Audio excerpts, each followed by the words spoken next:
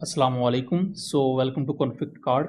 Recently आपने एक notification देख लिया होगा कि इंडिया के chief of defence staff Anil Chauhan उनको एक्सटेंशन दी गई है और इस एक्सटेंशन के चलते वो अब मजीद कुछ अर्सा तक यानी कि 30 मई 2026 तक इंडिया के चीफ ऑफ डिफेंस स्टाफ रहेंगे। अब एक्सटेंशन मिल जाना कोई ऐसा इशू नहीं है, दुनिया की बाकी मिलिट्रीज में भी होता है, but chief of defence staff का मामला यहाँ डिफरेंट है, खासतौर पर इंडिया के चीफ ऑफ डिफेंस स्टाफ का, क्योंकि इससे पहले इनका एक इनर कॉन्फ्लिक्ट भी चल रहा था। और Indian chief of defence staff वही शख्स हैं जिन्होंने खुद ये क्लेम किया था सिंगापुर में जाके ब्लूमबर्ग को इंटरव्यू देते हुए कि पाकिस्तान ने हमारे एयरक्राफ्ट शॉट डाउन किए, नंबर्स उन्होंने नहीं बताए। और यहाँ उन्होंने ये भी एक्नॉलेज किया कि हमारे एयरफोर्स में कुछ टेक्निकल फेलियर्स थे, हमारे टेक्निकल इश्यूज थे, जिसकी वजह से पाकिस्तान ने उसका फ़ायदा उठाया और हमें बहुत ज़्यादा नुकसान हुआ और 2 दिन तक हमारी एयरफोर्स एयरबोर्न नहीं हो सकी, ग्राउंडेड रही थी। तीसरे दिन इंडिया ने अपने सरफेस टू सरफेस मिसाइल से अटैक किया और कुछ एयर लॉन्च ब्राह्मोस मिसाइल्स भी फायर किए गए, बट एयर लॉन्च मिसाइल्स बहुत कम थे, आटे में नमक के बराबर। जो ज़्यादातर इन्होंने मिसाइल्स फायर किए और पाकिस्तान ने उसकी रडार इमेजरी भी दिखाई थी, वो सरफेस टू सरफेस लॉन्च थे। यानी कि इंडियन एयरफोर्स पर अब खुद बाकी इंडियन मिलिट्री सर्विसेज को भी उस तरह यकीन नहीं रहा। इंडिया के chief of defence staff, Indian government, India के naval chief, Indian army chief, वो ये कहते हैं कि अब थिएटर वाइज डिज़ाइन कर देना चाहिए इंडियन मिलिट्री को, जबकि इंडियन एयर चीफ ने इसकी मुखालफत की थी और ये तमाम चीज़ों के सबूत मैं आपको दिखा भी रहा हूँ। अब आप समझें कि इतना बड़ा ये इशू क्यों है इंडियन एयरफोर्स कैपेबिलिटी के लिए, कि जिसके लिए इंडियन एयर चीफ नाखुश हैं, वो इसके खिलाफ हैं। जबकि Indian chief of defence staff ने चूंकि इसकी सपोर्ट की, मोदी गवर्नमेंट को सपोर्ट किया, उन्हें अब एक एक्सटेंशन मिली है। थिएटर कमांड्स में बेसिकली ये होता है कि थिएटर में सादा से अल्फाज में आपको बताऊं तो ये एक यूनिफाइड स्ट्रक्चर होता है जिसमें आपके तमाम मिलिट्री एसेट्स, जिसमें आपके लैंड बेस्ड एयर एसेट्स और आपके नेवल एसेट्स डिवाइड कर दिए जाते हैं। जैसा कि अगर आप चाइनीज़ मिलिट्री का स्ट्रक्चर देखें, वो भी थिएटर वाइज है।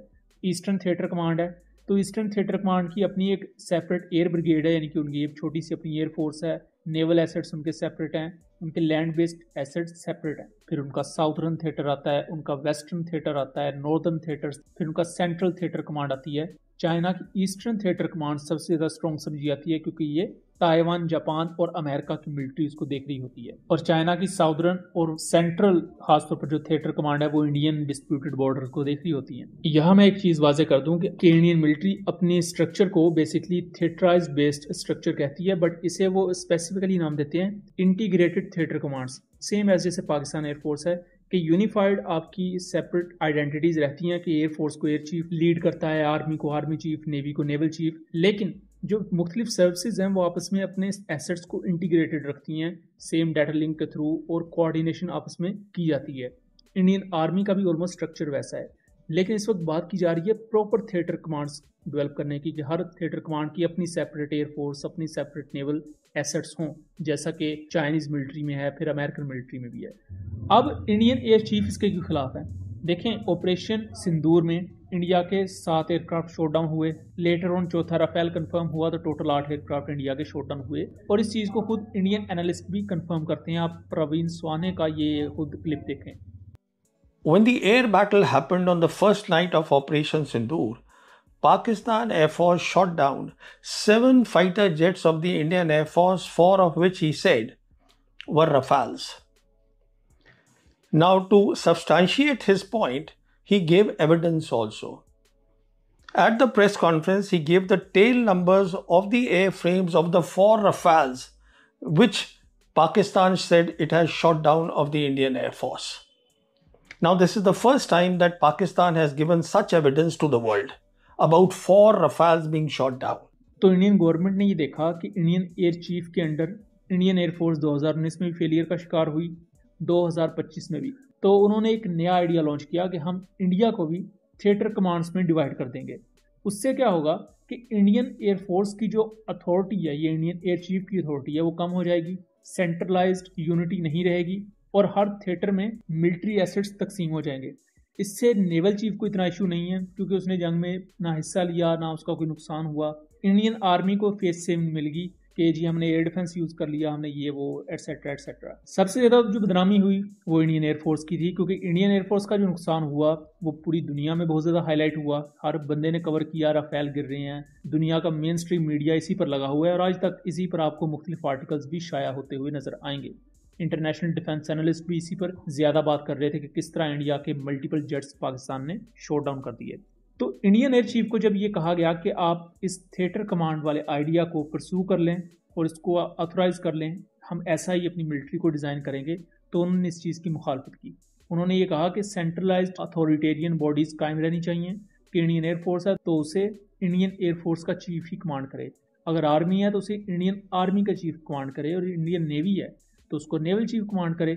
सेपरेट थिएटर कमांड्स ना बनाई जाए। अब ये एक अलहदा डिबेट है कि इंडिया के लिए सेपरेट थिएटर कमांड्स बेहतर हैं या नहीं। ये इंडिया के पॉलिसी मेकर्स ने देखना है कि उनके लिए क्या बेहतर है। लेकिन इससे आपको समझ आ रही होगी कि इंडियन एयर चीफ बामुकाबला chief of defence staff Anil Chauhan, Indian naval chief Modi government, इनके दरमियान ये किस किस्म का एक इनर कॉन्फ्लिक्ट चल रहा है। और इस कॉन्फ्लिक्ट की वजह क्या है? Pakistan air force thanks to PL-15 and JET&C उन्होंने जिस किस्म का वार इंडिया पर लगाया है, उसके बाद यहाँ तक है कि इंडिया की लीडरशिप कंफ्यूज है कि उन्होंने फ्यूचर में अपनी मिलिट्री को किस साइड पर लेकर जाना है।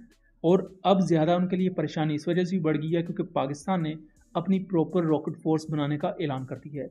इवन दो कि पाकिस्तान ने अपने जो करंटली मिसाइल्स यूज़ किए इंडिया के खिलाफ या रॉकेट्स यूज़ किए, ये पाकिस्तान की आर्टिलरी कोर की तरफ से थे ऑफेंसिव रोल में। लेकिन अगर प्रॉपर एक डेडिकेटेड रॉकेट फोर्स बनती है पाकिस्तान की, तो वो कितनी ज़्यादा डेडली साबित होगी इंडिया के लिए, ये इंडिया को बहुत ज़्यादा अच्छी तरीके से पता है। और Indian chief of defence staff को ये दूसरी एक्सटेंशन दी गई है बाय द वे।